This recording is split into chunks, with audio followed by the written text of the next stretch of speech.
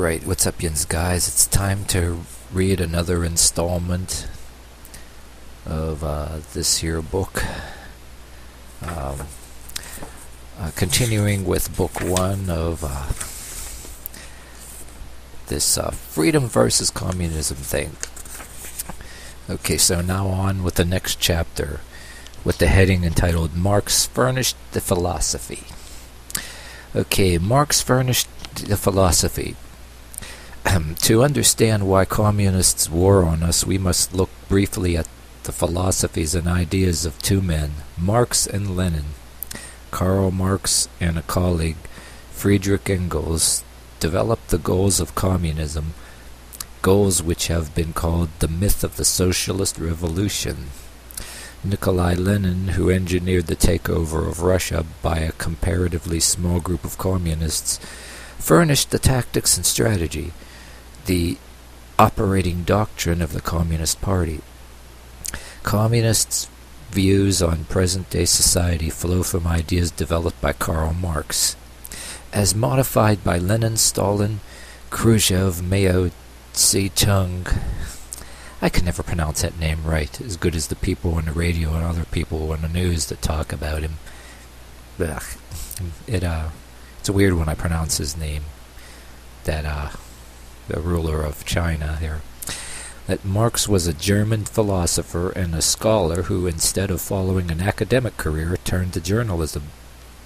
He participated in the thriving socialist movement of the times and was frequently in trouble with the authorities as a result of his radical views. A paper he edited in Cologne, Germany was suppressed.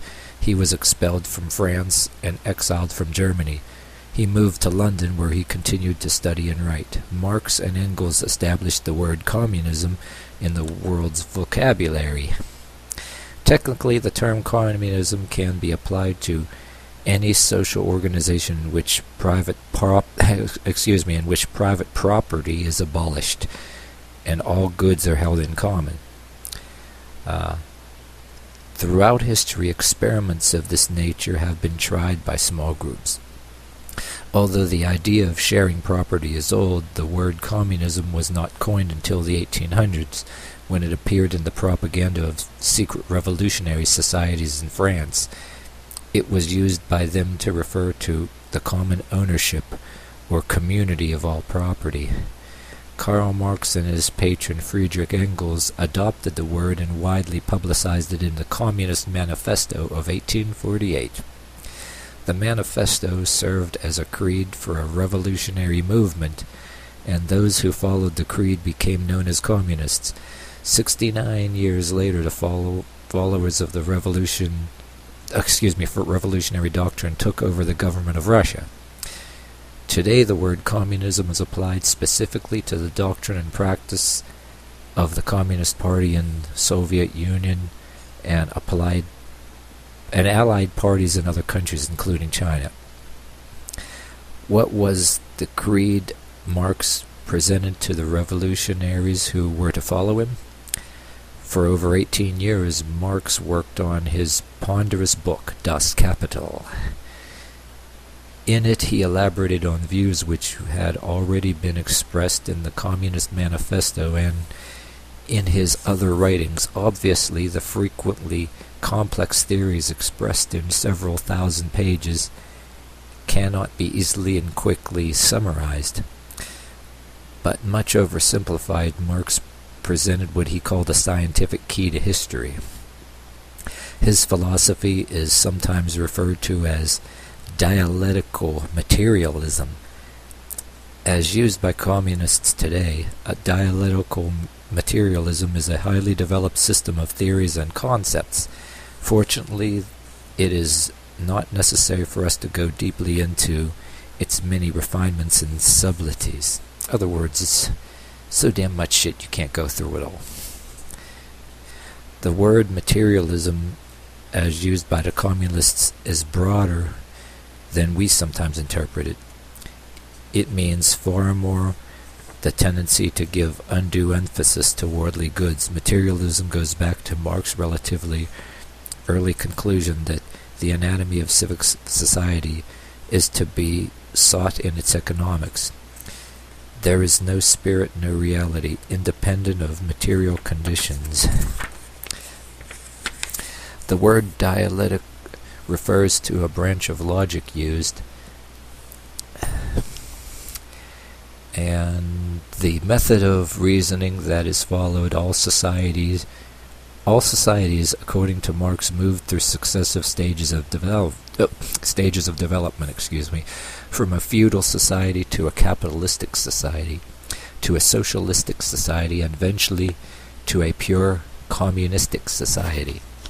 In all societies, according to Marxian logic, one class of people wars with another class. Essentially is the class warfare that changes the character of the society and brings about the new society. The rule of a particular class and the mode of economic production characterize each society. When the mode of production is capitalism, according to communists, the ruling class is made up of those who own the means of production and who hire labor. Communists refer to this group as the... How do you pronounce this word? I'll spell it. Bourgeoisie. The bourgeoisie. Is that how you pronounce that word? The bourgeoisie? Opposing the bourgeoisie are the workers.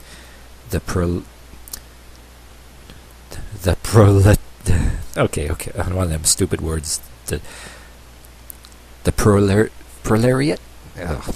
I hate those words that you can't pronounce. But anyway, those who own the means of production, Marx said, use their property to exploit those who do not own the means of production.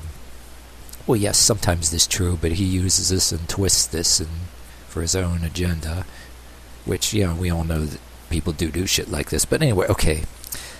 Causing myself to lose my place here, yeah. Okay, where was I? Because of the evils of capitalism could not be eliminated without complete overthrow of the system, Marx declared the situation of the workers would grow progressively worse. Eventually there would be only two classes, the very rich and the very poor. Well, we worry about that now, but people use ulterior motives to scare you to join their shit, like I explained before, and you can't totally trust them. But I said before, yeah, capitalism can look bad because, yes, there's some of the people that do things in our country which is against the law. Some of them get away with it and some of them get prosecuted. We got laws against monopolies and all that shit. But anyway, okay. On with the rest of the book here. When the system broke down, the workers would revolt and take over the means of production, the plants and industries, and overthrow the government, which was the tool of the ruling class. Stated so simply, it is difficult for Americans today to understand the appeal of these theories, but Marx fed the dissatisfaction of many of his so-called proletariat, or however you pronounce that is. Or I guess the word must mean his group, his sheep-like peers that worship him. Why could they pick a word that I can pronounce, for God's sake? But by giving them a target, other words, he's pandering. Okay, here it goes. By giving them... okay, let's do the sentence again. But Marx fed the dissatisfaction of his so-called people. I'll just say his so-called people peers. By giving them a target for hostility, the so-called, that funny word again, bourgeoisie, or whatever you pronounce it, a reason for hating... I hate that word. Bourgeoisie. How the heck? Any of you guys know how to pronounce that? Yeah, the exploitation of the workers. The hope of revolution in which they would come out on top. More than that, he had wrapped all his ideas up in a scientific approach which would reportedly answer all questions logically and neatly. Communism, said Marx, is an inevitable historical development. But yeah, rolled into that is a promise that will deliver you that I'm God, I'm the bit you put me in as your daddy, your God. I'll be your daddy, and I'll deliver you from evil. You know, and they don't just like they don't like the preachers of religions, but they want to be your preacher, your God, your daddy. And then if you then, once they get their mob mentality, overthrow a system, yeah, just like the video on YouTube, the story of your enslavement, they'd be just like anybody else. Create a mob mentality, put some of their sheep, the people that kiss their ass, hire on a payroll, you know, and hand out gifts to the police and the brutalizing class, so that, you know, these people were higher paid and get higher privileges, and then they'll attack anybody who dares speak anything against them. And just like I was saying about Bill Ayers, you know, he wanted to take over our government, and then execute a lot of people that he says will refuse to be re-educated, which if he did overthrow the government, like, he's really going to be able to execute that many people and put them away in camps? How the hell was he even going to acquire an army big enough like that, you know what I mean? Like, a bunch of people like you and me even wouldn't even go for that. Would be like, fuck you, asshole, you know. But anyway, this I'll read another chapter after this, but I'll just end that here, and then the next chapter and next video will be entitled Marx Misread the Future. So stay tuned. But until then, it's like I said, this was a guy with big ideas. Geez, they managed to overthrow Russia, and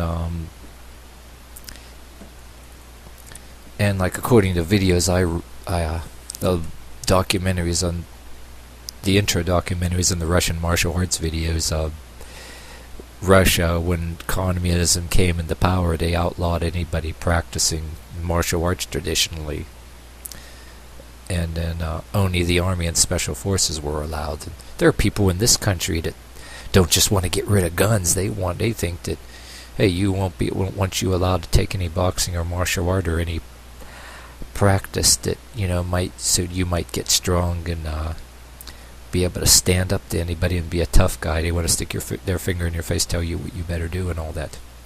But unlike Soviet Russia, you know, we got China that's still communist, and I've seen documentaries on them. Unlike Russia, they have the citizens, they even have martial arts tournaments and all that stuff too, you know. It might be like that one guy that I talked to on YouTube, if he's still listening out there. He was talking about how some communist countries want guns and martial arts in case there's a war. I mean, yeah, well, look at China. That's an example of it. You got some country like North Korea there, you know, everybody's making that made the big news when Hollywood was going to make that story about a